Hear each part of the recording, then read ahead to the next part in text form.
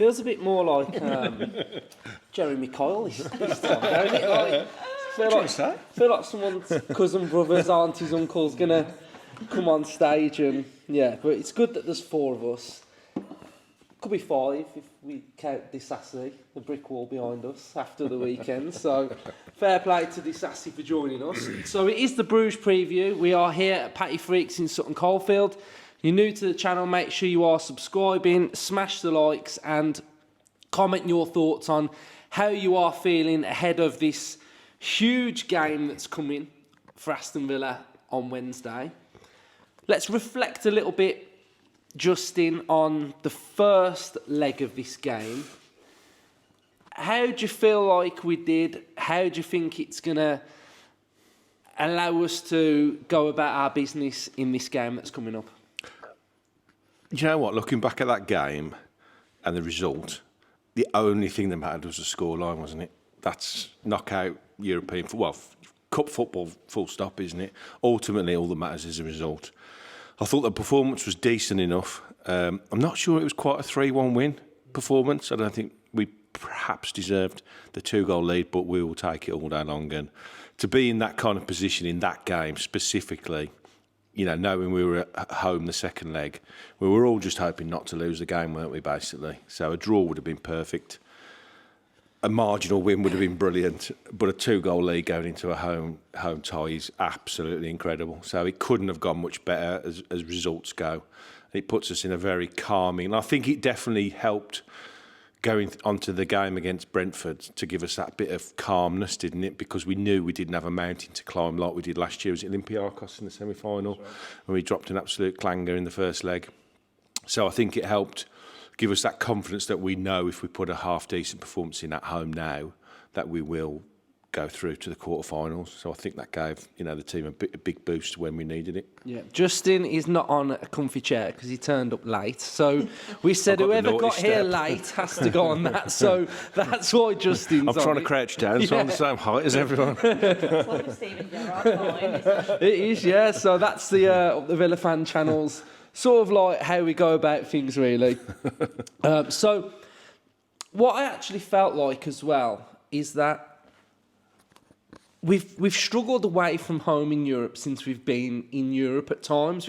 It's been difficult for us, but I actually felt like the way we handled the pressure of that game was good and the togetherness of the team, because in knockout football now, one bad half and it could be all over. One bad game and it can be all over. And the fact that we took the early lead and they came back into it and they put us under bits of pressure and we're in their own backyard and that's, a comfortable space for them to be in.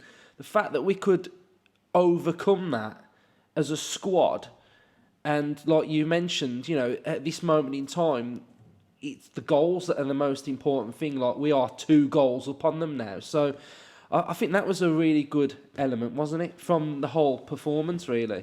Yeah, definitely. It's experience, isn't it? It's experience from going to the hostile places in the Conference League. Bit more classier in the Champions League, the places that we're going to. But like you say, we handled it really well. Last season we could have crumbled under that pressure. But getting our noses in front was like an unreal start, and it just eased the tension of the game. And even though they did get back into it, we managed it really well. And to see the game out the way we did and get them 2 late goals is absolutely outstanding. And it won't take much to turn Villa Park into Anxiety FC, will it? If they were to get an early goal, to say it. No, well, if they were to get an early goal, then I'll still back us to deal with that, because I feel like the experiences we've had now in European competition, these players, they've been playing at European Championships, World Cups and stuff like that. We've got an experienced squad with big time players now. These aren't the players we come up from the Championship anymore. These are big time players, and I felt like the Bruges away game was a big performance, and it was absolutely brilliant to come away with a 2-goal lead heading into that. So I back the team to fully deal with this this game, because it is a different kind of pressure, isn't it? You're going into a game 2-0 up, and it's like, how do you approach this game? Now, is it like, do you sit back and give away possession and say, okay, we're 2 goals up, come and break us down? Or Emery likes control. We're going to go out and play our normal game. And like, what's the first thing you say to your teammates when you go 1-0 up when you're playing football? Still 0-0. It's 0-0, lads. It's 0-0. So, that type of mentality, I hope, is how we approach this game. Hannah, as a fan, the youngest in our group, how big an occasion is this game at Villa Park for you? It's massive. The thing is now, I'm very I mean, you've got one hand on the trophy, haven't you, already? I've claimed it. I've claimed it. This is what in Gen Z we call manifestation. I'm still very young and I feel young, but now I'm at the point at 25 where most of the players are younger than me, so I don't feel that young anymore. But a lot of them are in the same boat as me, having not won big trophies before, apart from a few perhaps of the more recent signings we've made. So I think the occasion is massive for the club, for fans, for the players, for the manager. I think even Unai Emery, who's won many a trophy in his managerial career, will feel the occasion of this, because I think everyone who really understands Aston Villa knows that it's a club that has very high expectations and the fans demand a lot. And you've mentioned Anxiety FC. It's like, it can be like that against Ipswich at home. It can be like that against Preston in an FA Cup. Well, no matter what game we play in, Villa Park is a place where the absolute best is expected, because there's been some dross and there's been some hard times, and I think now we know what we're capable of, that these big occasions are not just exciting, but they're like a chance for us to really prove ourselves that where we want to be we can survive.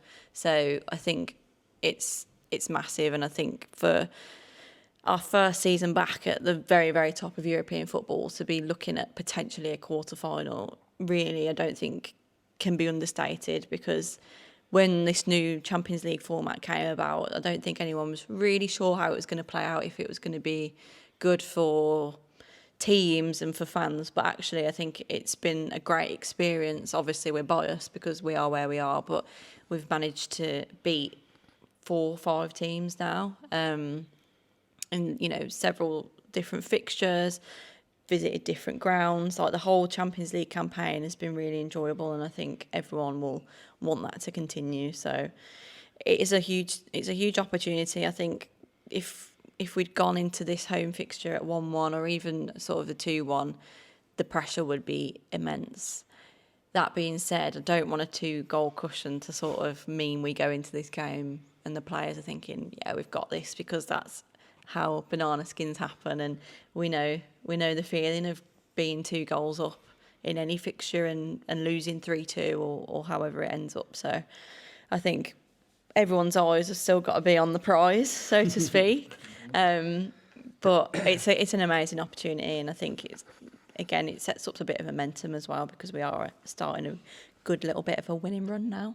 Yeah, it is a big occasion, and something that, when I was watching the game on the weekend and I was listening to Hendry talking about that whole narrative now, isn't it? It's like, oh, Villa in the Premier League, Villa in Europe, they can't do both, and I understand that it's a real has been a problem for us, but I actually don't feel enough is being made of what we've actually done in the Champions League. I think it's very easy to look after a Champions League game and be like, oh, but their form after this isn't good, they're not winning their games. But no one really is sort of saying how good we've been, and we're on the cusp of getting to the quarter-finals here of the Champions League. I've watched Spurs in their first leg go to Alkmaar in the Europa League, stink the place out. We went there and rocked up and smashed them, do you know what I mean?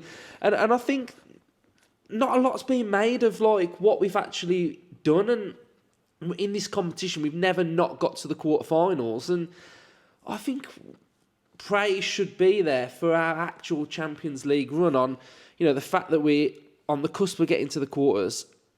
everybody's sort of just, whenever I'm looking at people doing their brackets for the competition, it's like straight away Liverpool beat Villa playing Real Madrid. That's not the case. You know, we're still there. Like we'll have the opportunity to cause that massive upset. So does anyone else want to add anything on that sort of Champions League aspect to us? I don't think it would be a massive upset. I don't. Honestly, I think we've more than established ourselves in Europe, and we've more than established ourselves now as a real threat to any team. You know, Liverpool came down Villa Park the other week, didn't they? And we arguably should have beat them.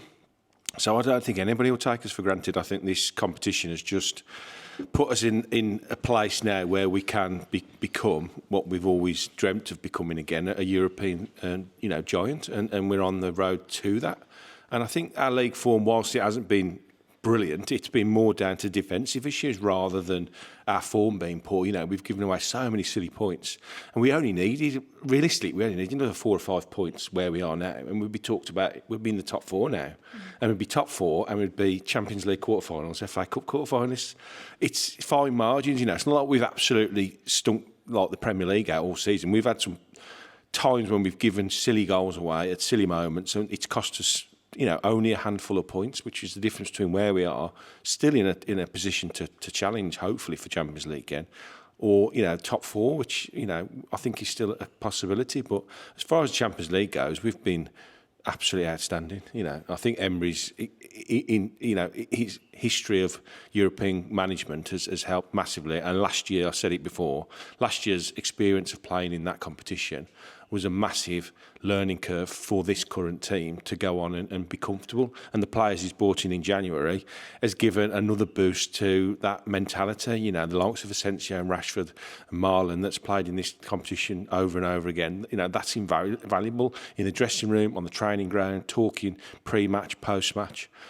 You know, it's where we want to be. I think we need to start moving away from this is Villa. Wow, Villa have done well. Wow, Villa have qualified for Champions League. Aren't they great? They'll disappear off again next week.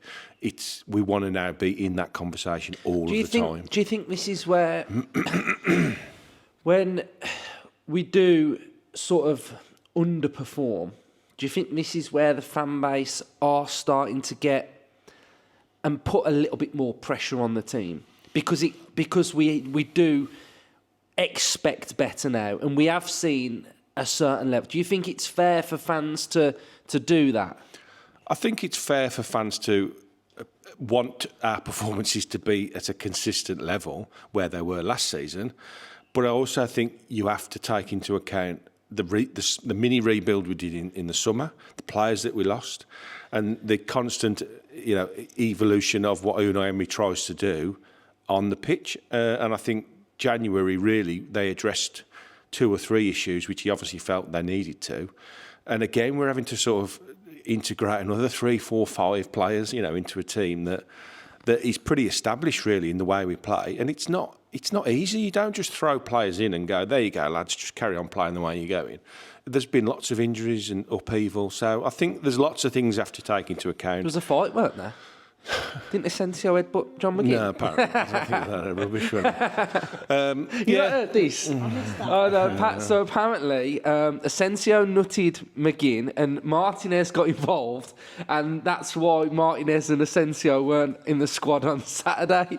I don't know where that's come from. Absolutely load of rubbish.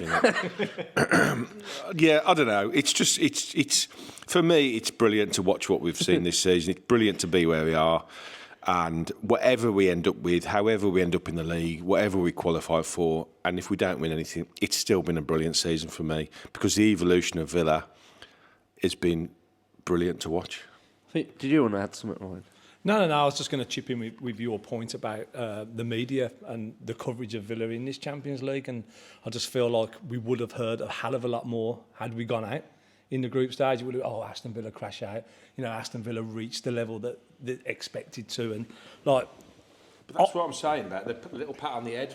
Good on Villa. They did well to qualify, but they see you later. But like, they're out. Throughout this whole tournament, I don't know about you guys, but I've not felt like a tourist. Like we're day tripping in this competition. Like the other day, we played Barcelona in the youth competition, and just seeing Villa's badge next to Barca, Aston Villa versus Barca. That doesn't feel out of place to me. It feels like everything that I thought Aston Villa should be and can become now with these owners. You know, I feel like we have a rightful place in European competition and our name. Yeah, because we've got upholds that. pedigree. That's the thing. Like you can look at what we achieved in Europe, and fans from say Arsenal or Spurs could look at it and go, yeah, but you won it in like 1980. That's irrelevant of when it was. We did it, and we've got like a history and a pedigree in Europe. You know, the first time we won it, second time we got to the quarters and got knocked out by Platini's Juve, and we're on the cusp again of getting to the quarterfinals. Now, a lot of people can go, oh, you know, Newcastle first time in Europe. Oh, yeah, that's why they dropped out, and you know the form dropped out. They don't have no pedigree in Europe, but we've shown that as a club.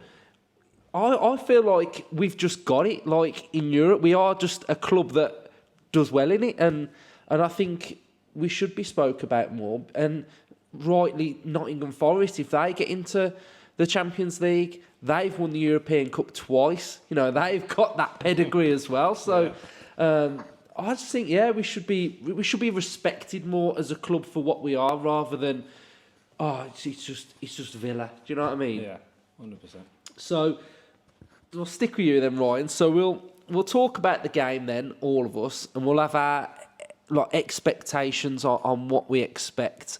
I'll kick it off with. I feel like the first goal is very, very important in this. If we get it, I think it's pretty much tie over, and I think Bruges will be approaching Villa Park with the mentality of we have to get the next goal. And they will be aiming to get that goal, and then they will be thinking, we've got a foothold back in the game, let's grow into it, and it's a one-goal game then, isn't it? So I think from a Villa point of view, our application has got to be spot on. I think we've got to follow what we normally do and how we approach every game. So, you know, the occasion will be absolutely massive, like they all have. The noise will be great, and I think, just thinking about there's a quarter-final of the Champions League on the horizon there. What motivation for the players to go out there and perform? Yeah, 100%. And Villa Park this season in the Champions League games has just been breathtaking. It's felt like the centre of the universe every time we've played there. And like from the Bayern game, setting that tempo to us being on the cusp of getting a quarter-final position, like the last 8 of the Champions League.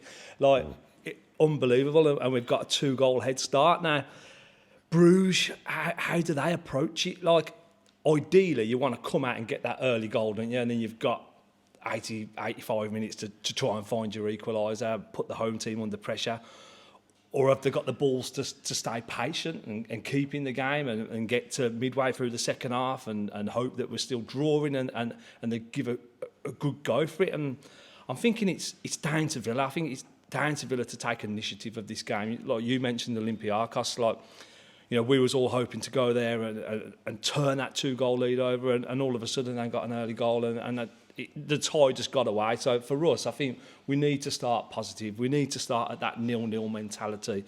And if we get the early goal, I fully believe tie over, because they would have to come at us then, really come at us. And us on transition at home, we could be absolutely devastating. Like the attacking potential we've got in our team, and to be for a team to come out and just go for the jugular for us, that would just open up all sorts of possibilities, and we this game could go 2-3-0 Villa, and we would be having a rock party night, wouldn't we, at Villa Park? So, Unai Emery is one of the the major key factor for me in this fixture now, because like his experiences of going to the likes of Juve, Liverpool, and all these teams that he's knocked out the Champions League before, it's been done over 2 legs, and he has got that experience to manage 2 legs, whether you be losing or you're drawing or you're winning. And I fully back Emery to have a good system and get the players in the correct mindset to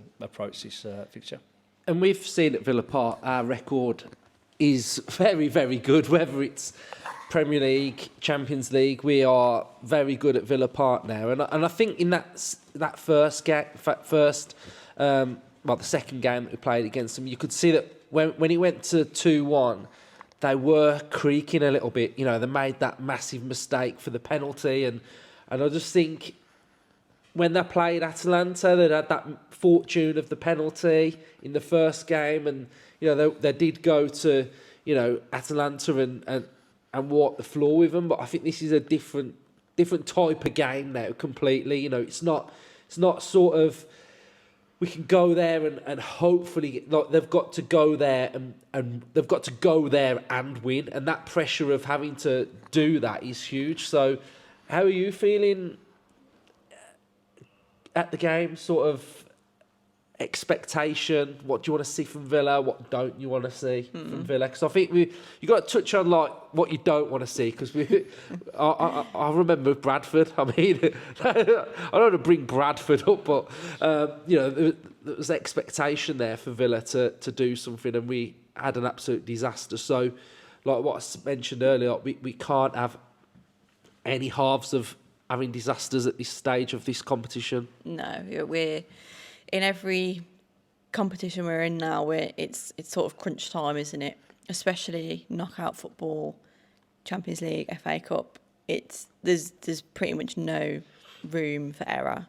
I think the point we make around Bruges having to come out and they've got to come and win, they've got to try and attack us, will genuinely play into our favour, because although we've had defensive issues and we've struggled to keep clean sheets this season and conceding from first shots on goal, I think we'd almost prefer a team that comes and does that and the game's open than really kind of tight games where teams sit and there's the low block and we really struggle to break them down.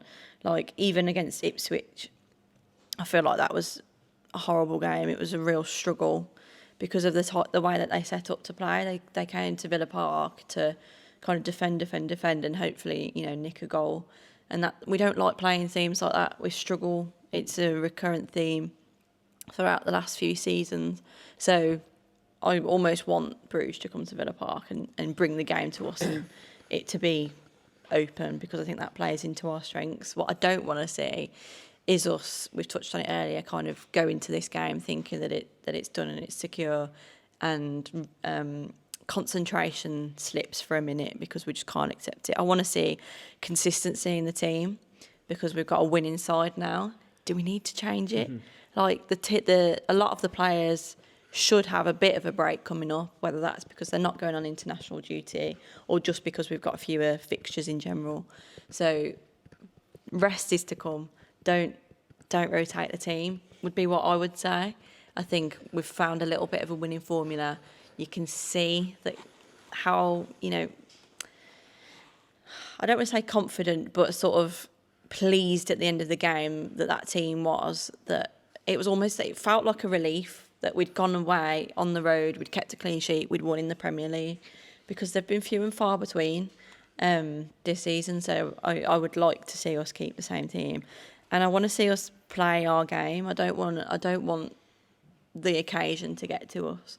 And I'm hoping that just that Champions League atmosphere, like Ryan was mentioning, that occasion kind of keeps them honest, keeps them true to the way that they want to play. Because we want to play this again like it's a cup final. I think that's something that Dean Smith used to talk about. And I always remember it. I think it was probably when we were trying to stay up about every game is a cup final, but it feels like that now. You've got to treat each game like it's your last game for the club. Yeah, so I mean, my bullet point I've got written here is treat as a final. We've got weeks off, and this is the Villa that I want to see.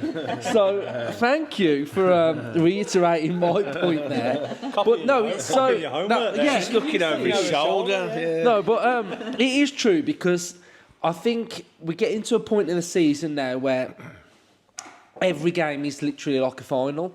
We have to win this game to get into the quarters of the Champions League. Then next game after this, we get into the semi-final of the FA Cup. The game after that, it's a 6-pointer against Brighton. So this feels like it's big for the mentality of the team. And we speak about, we've done this channel since we was sort of like just got back in the Premier League, and the growth of the club and the growth of the squad and the team is huge, but we've really got to make sure that we're ticking off these little challenges along the way. You know, can we win a high-pressure game? Can we beat a championship team to get to Wembley? Can we finish the season well? And these are all things that are going to, in the long run for me, play a big part on how far we can get with Unai Emery as well. So I think it's massive. So again, Hannah mentioned that she would keep the exact same team. So this is the predicted lineup section of this show, right? So Hannah said she wants to keep the team. I'll pass it to you two in a second. This would be my team, right? Martinez, Digne, Mings, Konsa, Disasi, McGinn, Tielemans, Bailey, Rodgers, Watkins, but I'm changing Ramsey for Rashford. I should have mentioned I would want Martinez in goal. Yeah, okay, oh yeah, Martinez in goal, right? Sorry, Robin. So I've made one change there. Are we happy with that or not? Yeah, That's the two I had in my head. Yeah. That's the two. I think so. I think the only other player you could throw him is Asensio, isn't it? But it depends how he is. Yeah, because he might still have concussion. He could have a right hook injury. I think it all depends on, like we've just been talking about, how does Emery overthink how they're going to attack the game, Bruges, and does that really affect his team selection, or does he go into it as in it's just a one-off game? I'm just going to set up to beat Bruges like I would do if it was just a league game, a league phase game, or whatever. I actually think Bruges will come into it and attack the game differently to what a lot of people think they will. I think they're going to be tight first 45 to 60 minutes, and I think they're going to want to sit in and not give anything away because, like you both said, a third goal is curtains for them. Yeah. So they're going to want to not give anything away for probably a good hour, and he'll say to them, we just want to, if we can be one up on the hour, then we can throw the kitchen sink the last half hour. So we've got to make sure our team sets up, I think, like a normal game, and to go and try and dominate from the off and win the game probably in the first half, because that then would leave you the option to take players off, rest players. I know we've got only one more game for a while, so I think we can go full bore at it. But yeah, I think that side pretty much ticks all boxes, doesn't it? I think the back four, I think that Disasi performance, the other day, is going to give that back four and that defensive unit a huge boost now. Because we haven't seen that kind of performance for a long time from a defender for Villa. And I think that kind of performance from a player like him and everybody around him, high-fiving him, chest pumping him, they're going to all want to run through brick walls now because they all know the importance of that performance in that game to get those 3 points. A defender doing that in one game when you're under the pump can be the difference between drawing or winning that game. I mean, do you think some of the others will be looking at him and thinking that's what it takes to keep 100%, a clean sheet? 100%. Because I've done some episodes on Disasi after the game, and to get every Villa fan to agree on something is one thing, but everybody could clearly see the impact that he had. And I think the fact that we've not kept clean sheets and you can see what he did to help us get that, that's massive. We haven't seen a defensive performance like that for a long time. He was absolutely incredible. He was a monster. It weren't just Diassi though. I feel like Mings' performance has gone under the radar because of how good Diassi was. But Mings is only a couple of % off the performance of Diassi. But his line blocking and goal interventions was absolutely unreal, and that aerial dominance as well. Like them two just purely complemented each other so well. And then you've got Konsa in the middle on the ball.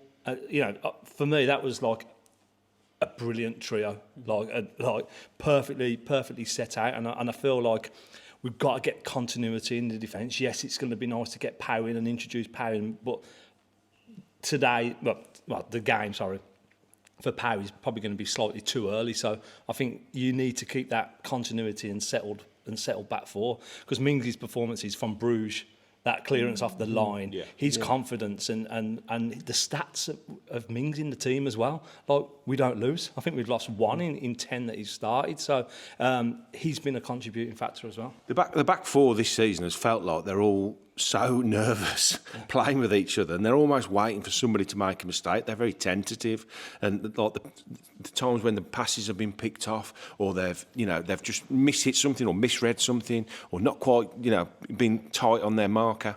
A performance like Disasi and Mings' performance, you are right, you should have mentioned it, will give them that level to now aspire to. Yeah, because if we can get this right now, heading into the business end, if we can get that defence This settled, is what it matters, isn't it? Yeah, if we can get it right now and be injury-free until the end of the season, the options in that defence, if everyone's free, is as good as the midfield and the strikers. Just need a Burnley defensive run now to the end of the season. 12 clean sheets 10 and that's goals, it. they've Something conceded. stupid, yeah.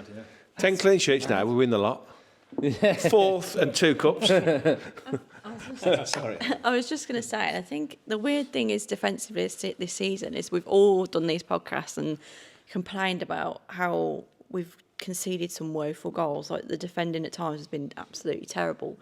But I don't look at kind of any single one of our centre-backs or even the full-backs and think, you've had a bad season. It's a really strange sort of like set of circumstances where I think for a lot of it, as a team, we just haven't defended. But I think when you start getting that leadership at the back again, through Mings, like we saw at Brugge onwards, and with Disasi coming in, and he's got that physicality.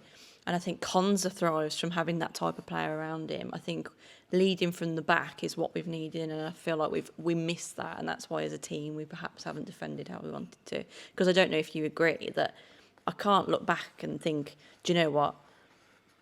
So-and-so has had a terrible season, or they've really dropped off. Yes, they've not been at the levels perhaps of last season, but I don't think any one of them's had a really bad season. It's just been like a team issue. No, I agree. I don't. Look at Digne. He was class at the weekend again, weren't he? Up against Umbremo, and I remember the game at Villa Park with Salah as well, and he played Salah really well. So I think you're all right in saying that. As long as it comes together now, it don't really matter, does it? Like, it's just got to come together right now. And the only thing that you would say is that there's pressure for it to come together right now, but we've just got to go for it, really. We've navigated this really tough period of whatever it was, 6-7 games in 19 days, something like that, with players missing, players coming back from injury. Key areas now. We've played with Kamara at centre half. We've got 5 really good centre halves in the squad, and we're playing a defensive midfield there because we've literally got no one. So I feel like we've navigated this really tricky period just after Christmas in 3 competitions, and now everybody's coming back. I think barring Barkley, and I think he'll probably be back by the time we play after the cup game because of this break, this mini pre-season they're calling it. We're going to have everybody fit for what it'll be a monumental, hopefully, last 15, 16 games. So to have that fully fit squad raring to go, it's scary to think what we could achieve. It is, though. Because we've got a brilliant squad, full of quality in every single position. If all of them get to 78% of their best consistently all the way through to the end, double cup win. Yeah, I mean, I was watching the games at the weekend, and I saw Man United's bench. I mean, there's nothing on it. Like, there's nothing on. Going for the double cup. There's nothing on Man United's bench, and then you look at our bench, and it's like proper quality. So, let's do score predictions then for the game against Bruges. I'm gonna go 3-1 Villa. I'm going to go 2-0 Villa. Another clean sheet. Another clean sheet. Whoa. We're on a roll. Oh, best till last, Justin. I just can't make my mind up. No, I'm on the spot because I'm not sure. I'm going to go with a 2-1. I don't think we're going to keep a clean sheet. I actually think we might end up conceding first. Oh, God.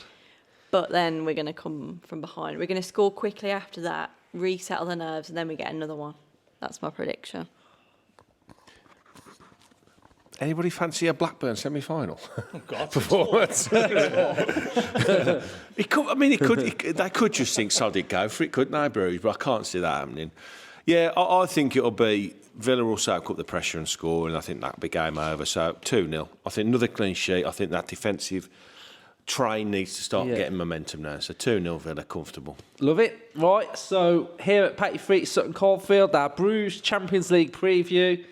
Hopefully next time you see us here, it should be for the Liverpool preview. Hopefully that'll be. Or Paris Saint-Germain. Might be Paris. Yeah, might be Paris. I keep saying Liverpool. But yeah. It's Paris Saint-Germain. So, cheers everyone for watching. Up the Villa. Up the Villa. Right, cool. Up the double cup win. Yes. The champion.